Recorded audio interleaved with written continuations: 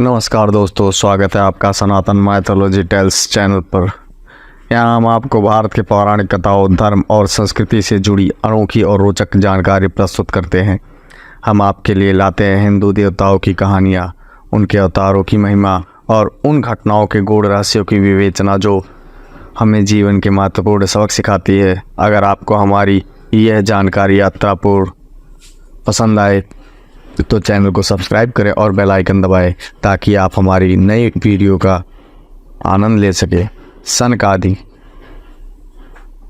सनक, सनंदन, सनातन और सनत कुमार ब्रह्मा जी के 4 प्रमुख मानस पुत्र हैं। इन्हें सनकादि ऋषि या सनत कुमार भी कहा जाता है। ये चिरंजीवी माने जाते हैं और ब्रह्मांड के रचना कार्य में योगदान देते हैं। इनका प्रमुख उद्देश्य भक्ति, ज्ञान और वैराग्य का प्रचार करना है।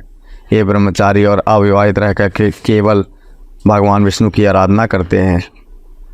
ब्राह्मण ग्रंथों के अनुसार ब्रह्मा जी ने सृष्टि निर्माण के लिए मानसिक रूप से इन्हें उत्पन्न किया था, लेकिन संसार के प्रति वैराग्य होने के कारण इन्होंने संन्यास और भक्ति का मार्ग अपनाया।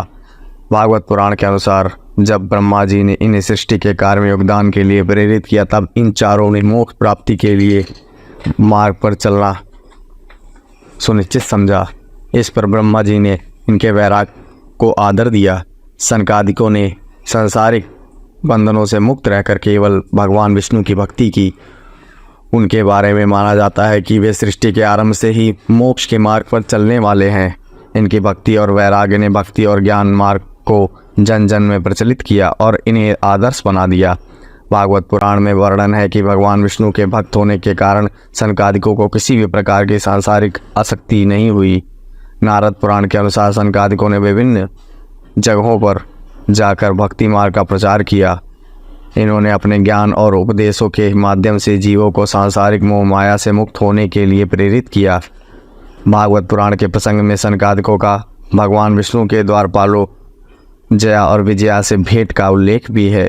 जया विजया ने ऋषियों को विष्णु धाम में प्रवेश करने से रोक दिया, जिससे क्रोधित होकर ऋषियों ने इन्हें श्राप दिया।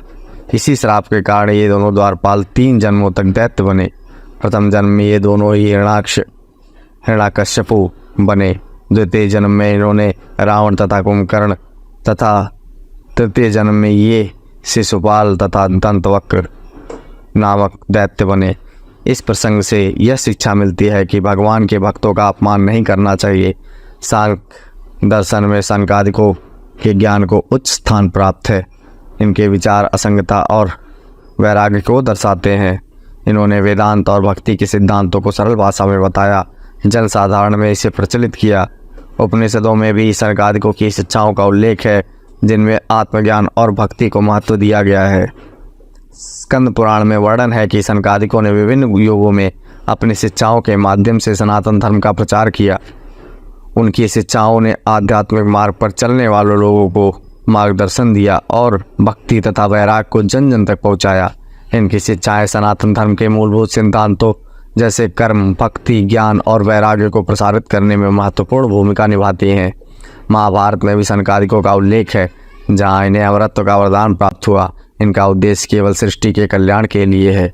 इनकी अमरता के कारण ही ये आज इनकी ब्रह्मांड के कोने कोने में जाकर जीवों को सही मार्गदर्शन देते हैं और उनकी आत्मा को ज्ञान का प्रकाश देते हैं। सनकादिक ऋषि मानवीय माया मोह से परे रहकर ज्ञान का प्रचार करते हैं। उनके उपदेशों में स्पष्ट है कि मोक्ष प्राप्ति के लिए सांसारिक बंधनों से दूर रहकर भक्ति और ज्ञान का मार्ग अपनाना चाहिए। बाद में सनक, सनंदन, सनातन और सनत कुमार ने अपने क्रोध की अग्नि को शांत करने के लिए शंकुआ तीर्थ स्थल, जो कि मध्य प्रदेश के दतिया जिले के सेवड़ा नगर के पास स्थित है, वहां तपस्या की। 4 कुएं खोदे और वहीं तपस्यालीन हो गए। मान्यता है कि आज भी वह तपस्यालीन हैं। सनकुआ में स्नान करने पर वैकुंठ की प्राप्ति होती है। सनकादिक ऋषि हिंदू धर्म के एक प्रमुख आध्यात्मिक आधार माने जाते हैं, जो भक्ति, ज्ञान और वैराग्य के आदर्श प्रस्तुत करते हैं। इनका योगदान सनातन धर्म के सिद्धांतों को समृद्ध और विस्तृत करने में अत्यंत महत्वपूर्ण रहा है। तो दोस्तों, आशा करते हैं कि आज की जानकारी आपको पसंद आई होगी और इसमें आपको कुछ नया जानने को मिला होगा। अगर वीडियो अच्छी लगी हो तो लाइक और शेयर करना ना भूलें और अपनी राय हमें कमेंट्स में ज़रूर बताएं। हमारे साथ जुड़े रहें सनातन माइथोलॉजी टेल्स चैनल पर, जहां हम आपको और भी रोचक कहानियां और पौराणिक ज्ञान से परिचित कराते रहेंगे। धन्यवाद। जय श्री हरि।